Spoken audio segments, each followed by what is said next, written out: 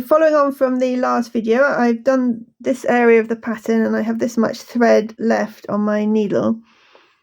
So I'm going to show you how to carry your thread. If I'm going to start back up here, then what you can do is simply put your needle in through the hole here and carry on stitching for that square. But that means that you've got a big loose stitch at the back.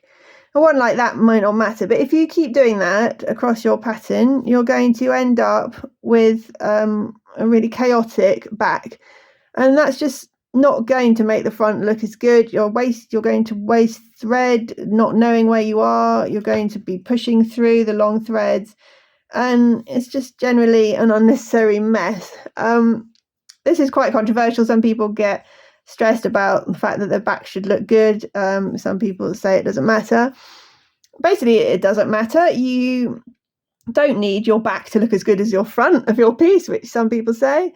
You're doing this to enjoy it, but there's also no reason for your back to be very messy. You're going to be much more in control of the situation if you keep it neat. And it's just so easy to neatly carry your thread through. You can see we've got nice neat stitches here like this, and I'm going to come in through this hole. So all I'm going to do is run my thread underneath a couple of stitches like that.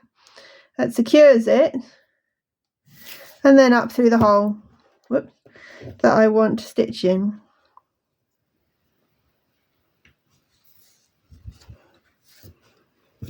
And that's really all there is to it. So if I was only going a distance of a couple of stitches, then that's absolutely fine to just carry it. But if you're going further, even this is only about 5 stitches, I would still always run it underneath a couple of the stitches at the back. You're just going under the stitches themselves. You're not going through the fabric, so it's not going to show from the front, and that keeps your back really nice and neat. You can then carry on stitching down the tail. So I've got 2 here. I'm going to complete the row. So here, because I'm going to do this stitch here under this one, I'm coming in at the top left of this cross, coming down. That leaves me well placed here to start the next stitch just below. That's one of those things that sounds more complicated than it is when you're trying to explain it. When you actually do it, it'll be really obvious. And just going to carry on, and we'll carry on until we finish this colour.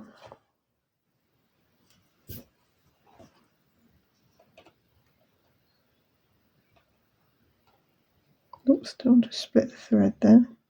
Sometimes as you come up, you'll find it catches on some of the thread that's there already. Just have to sort of try and carefully get it through so you're not actually splitting through a thread. There we are, across that one. I'm going to do a diagonal at the back to get here. Now, because this is going along here, I'm going to do this one as a full stitch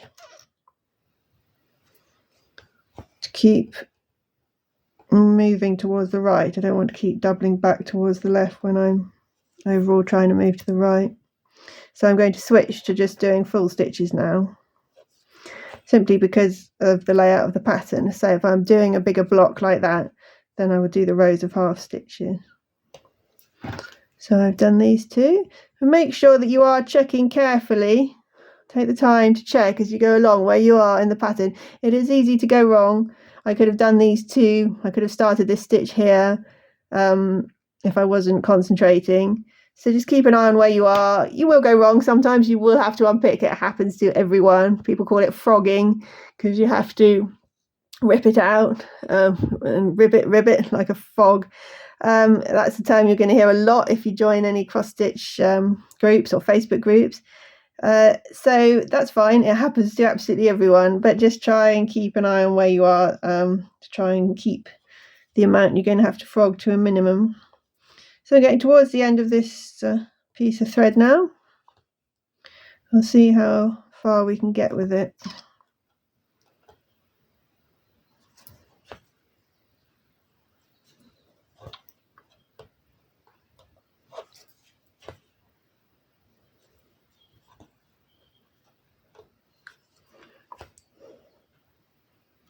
Yeah, colour in this line.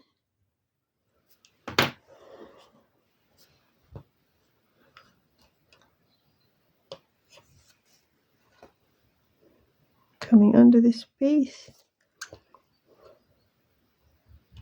I'm going to do these last two. I'm going to stop about here.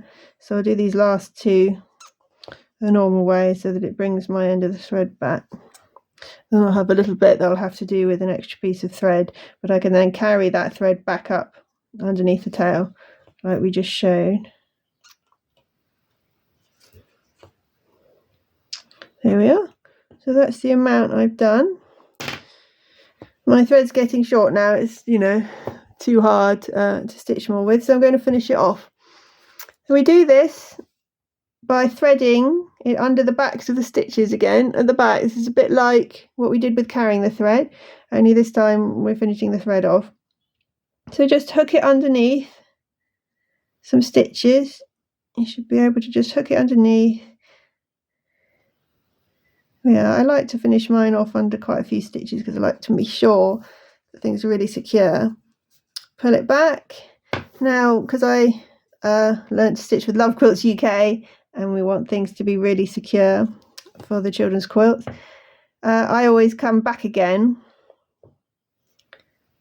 so that you've got a sort of kink in the thread. Don't worry if you're splitting the threads a bit on the way back, they'll hold. Come back like that. So I've got the line has come up and then down again, and it makes the back really nice and secure. And you've got this end. Snip the end off, and you have completed your first thread length for your first colour for your dragon. And we've marked on our pattern exactly what we've done. So in the next video I will start on another colour and we'll be able to watch the dragon grow.